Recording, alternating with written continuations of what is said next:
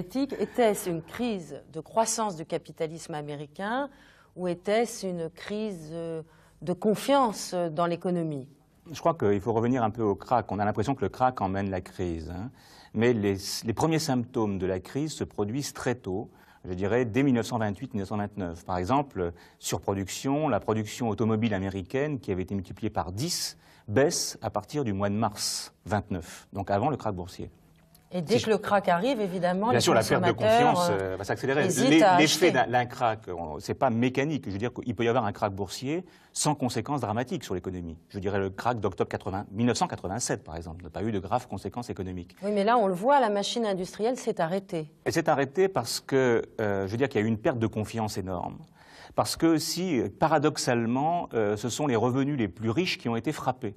C'est-à-dire ce que Galbraith dit dans un livre remarquable sur la crise de 29, c'est qu'une grande partie de la consommation aux États-Unis reposait sur les classes les plus favorisées. Oui, il dit que c'est la part du lion, d'ailleurs. Voilà, les riches représentent la part du lion. Voilà. Par exemple, les logements, les résidences secondaires, les automobiles, la radio. Tous ces produits étaient achetés par les riches. Or, ce sont les riches qui ont été le plus frappés au départ par la crise. Donc, il y a eu un ralentissement de la consommation très fort. Mais que l'on voit apparaître avant 29. Une internationalisation aussi. Alors l'internationalisation, on a l'impression là encore que ça part des États-Unis et ça se propage dans le monde, mais les premiers symptômes de la crise, baisse des prix, faillite, ralentissement de l'activité, chute de la production, tous ces symptômes se manifestent en Europe à peu près en même temps au cours de l'année 1929. Donc le krach boursier n'est pas du tout responsable de la propagation internationale de la crise.